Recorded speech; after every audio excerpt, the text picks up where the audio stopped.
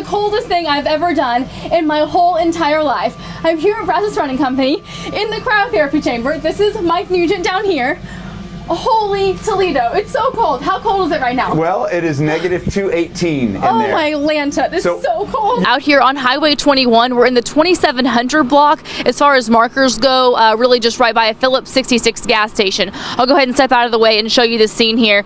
This SUV that's being loaded on to the tow truck right now is definitely the one that looks the most severely damaged. And at this point, Highway 21 is shut down in both directions. As we came here, there weren't too many cars backed up, but obviously as people start getting out and about, this is certainly going to be somewhere you don't want to be around this morning. If you're stepping outside in the Brazos Valley, we've still got mostly cloudy conditions. That's what we thought would happen through most of the day, but we're starting to see a little bit of sunshine peek through as well. We've got breezy south winds right now. It's making these cups on our Davis weather station on the weather edge turn pretty quickly. Had some gusts to about 30 miles an hour, sustained winds closer to 10 to 15. So nothing crazy, nothing to knock you around while you're driving, but it does tell you that there is plenty of moisture still kind of moving in through the atmosphere.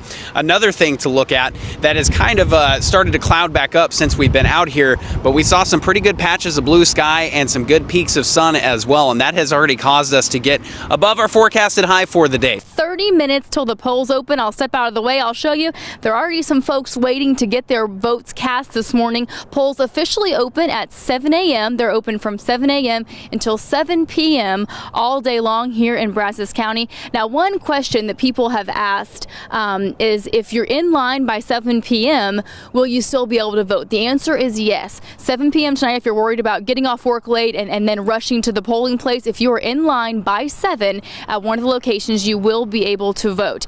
Now, what I did find out earlier today from Ms. Trudy Hancock, she's a Brazos County elections administrator, she said from 7 a.m. to 9 a.m. is a peak time. It is a busy time. People trying to go on their way to work. We are at the Brazos River where you see Brazos County turn into Burleson County if you are headed west, and right now we're getting closer to the river bottom right now. The river level as of right now is at just over 9 feet. The flood stage is at about 50 feet. So if we were at this part of the river any other portion of the year, especially as you get back towards May, we would be a whole lot closer to the water. I want you to stick your hand out flat. Okay. That's the one that you want to use. So we're going to bring it over here. You can get a shot of it. Make a fist, a tight fist. Good. Okay. Don't move. I'm going to take the marker and draw a cross on my hand. Like that. You see? Okay, All I right. see it. Hold your fist tight. Okay. And I'm not going to come close to it. I'm going to make a fist as well. And just pass my hand over my fist and over yours. Did you feel anything?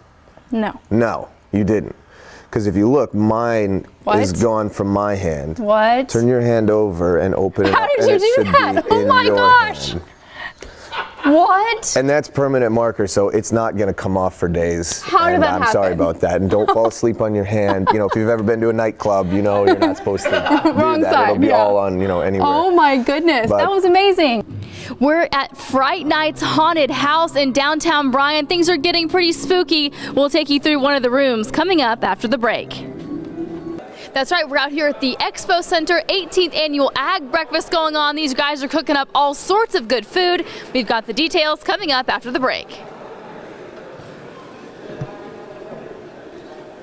We see these under our sinks, hopefully, and around our homes, but in the heat of the moment when there is a fire, hopefully we'll know how to use them. This is Christina Seinell. She's been helping us all this morning here at Fire Station 6. So hopefully we have this in our house. Yes. When a fire happens, what do we do? I've never even used one, and I don't think I'm in the minority when it comes to this. Most people have never used one. Which is good. Yes, that is wonderful. But also bad. So we should learn how to use them. And it's so easy. You just have to be able to spell. And if you can spell PASS, P-A-S-S, you can use a fire extinguisher. Hopefully I can do that. Okay, so P-A-S-S, yeah, the first thing. The P stands for pull the pin. Should I go ahead and do that? We'll wait until it's time. So you're going to pull that little sucker off. Okay. The A stands for aim. Okay. There's our little fire over there. You want to aim for the base of the fire because that's where the chemical reaction is happening. Okay.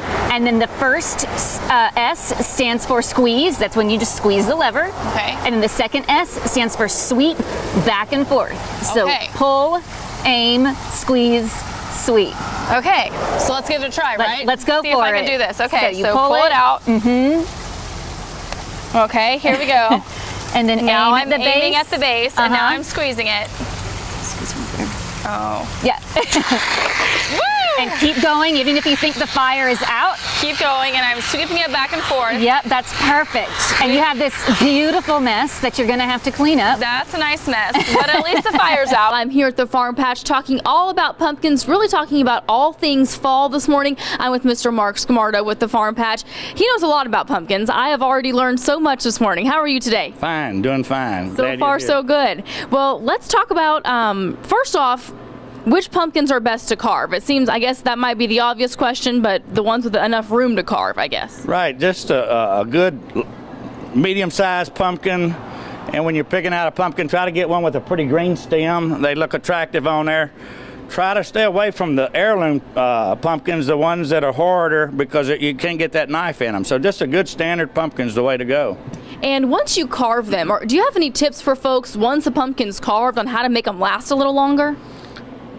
Try not to put them in the sun. Heat is like cooking, so you don't want to have anything in hot. If it's raining, you put it out in the rain, that'll help. That'll make it decay a little bit. But if you cut it a couple of days before Halloween, put it out on the porch, you'll be fine. And we also can obviously decorate. These pumpkins are beautiful, and if you buy them now, these, some of these pumpkins will stay good through fall and I guess for the next few weeks. Oh, I've had people say they kept them all the way till the spring, June or July, but the secret's is keeping them out of the sun. And these heirloom varieties, they'll last even longer now. So. Okay, and I want to talk about this one. This one's called the pink pumpkin, right? Tell me a little about this one. That's a neat one that came out this year on a pink. A lot of people said they brought it in with the cancer pink awareness, the pelicans and all. So, but it's a pretty pumpkin, a little lighter color, not that traditional dark orange, and it's been real popular this year. I bet so, and I love the white pumpkins too. We talked about that. Been popular in weddings and in all kinds of different decorations here in the fall. We are having too much fun this morning. This is Mr. Corey Thomas. We've been the chef himself. We've been cooking all morning. Yes. So we got to give you an update on our gumbo. Here it is back here. Yes. What do we add? Since last time we've added shrimp and crabs. Yes. The good stuff. The good stuff. The good stuff. That's the seafood right but there. as a chef would do, he's prepared. We're Yeah. going to go ahead and try. It needs to simmer for about 2 more hours. 2 what more we hours, need. yes. But he's got some Already already made for brewed us. up so for us. we got to try this. Yes. So I've been excited. We have to start off we got to show them, all right? National Gumbo Day. It's crabs, Oh yeah. seasoning, chicken, sausage. They got shrimp in there. It Oh, comes over a yeah. bed of rice. Man, And there you I go. wish you guys could smell this. It is smelling so good.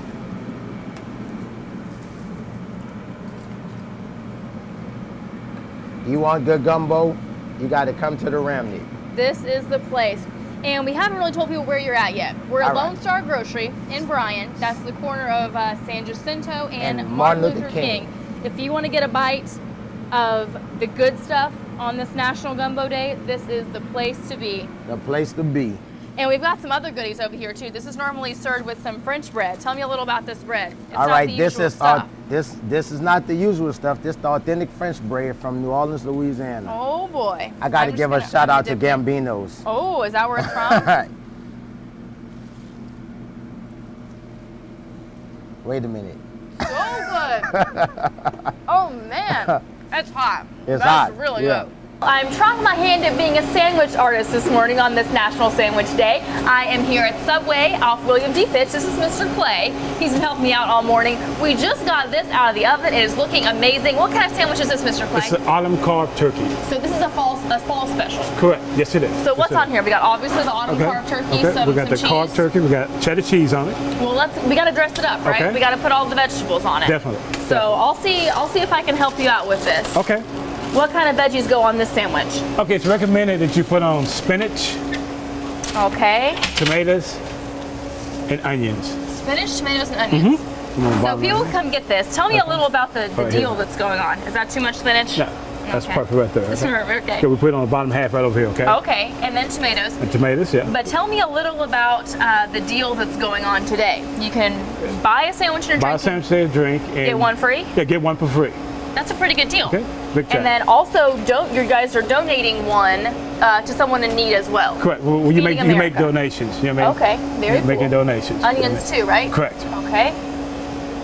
That's looking pretty Okay. good. All right. Is that it? That's it. Okay, let's fold this bad boy up and get it cut. Oh no, the sauce. You got to put sauce This on is it. a special okay? sauce. Yeah, this is with sauce. You put 3 passes on it. 3 passes. You've done this That's before, it. huh? Correct. 16 years with Subway. He knows what's up. Oh yeah, definitely. Okay, you got your knife. We're ready to cut Okay. this bad boy, huh? Yes. Correct. This is looking really, really good. And before we go, I gotta tell people about these cookies. There are pumpkin cookies and apple pie cookies, Correct. also special to the season, right? Yes. Yes, they are. I may have had a little sampler of these for breakfast. They are really good cookies. That's good. Obviously, go with the fall flavors. Okay. We gotta take a big bite before we send it Big back. time. Uh-huh. Okay. Good day to be National Sandwich Day. We are live at Veterans Park talking about what activities are going on in our area to honor veterans today. We've got more details after the break.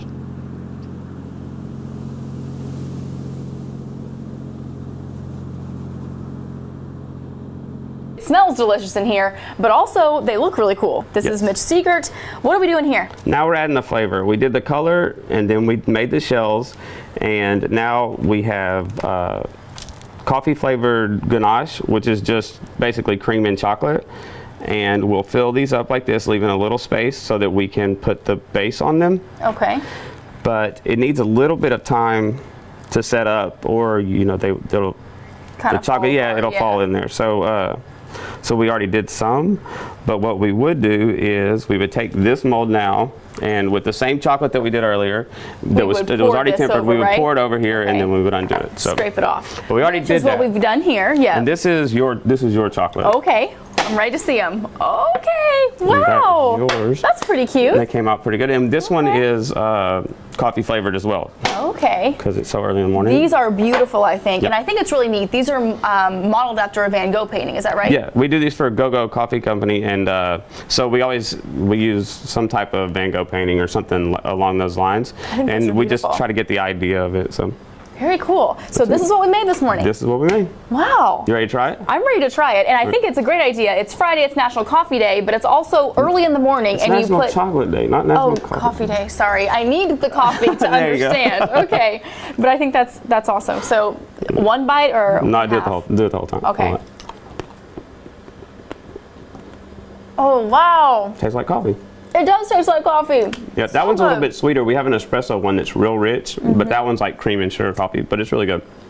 That's how I like think. my coffee, cream and sugar coffee. And I think it's really cool.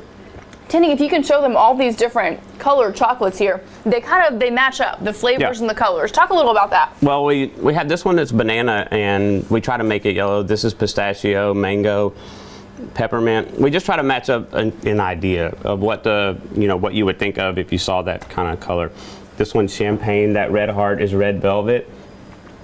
And then we did This these. one's cupcake. That right? one's cupcake. That's I'm everybody's excited about favorite. that one. Yeah. And we did these a little bit different. This is normally the white chocolate, but Oh yeah. we did these. These are for- kind of Halloween themed, little fall themed ones right And there. when the chocolate dries, it just shrinks up from the mold, and you can kind of see how you can just reach in there and pull them out. Wow, that's amazing. Well, Mitch, thank you so much for having us welcome. here on Thank National you. Chocolate Day. You've shown us, such a cool process, really. I would not have thought you painted them first, and obviously that's how they turn out. So I want to show everyone these chickens over here. Of course. This is really cool. I've been blown away. I'm learning a lot this morning, as usual. But this is really cool, and people can just come watch this. These are chickens that. How old are these chicks right here?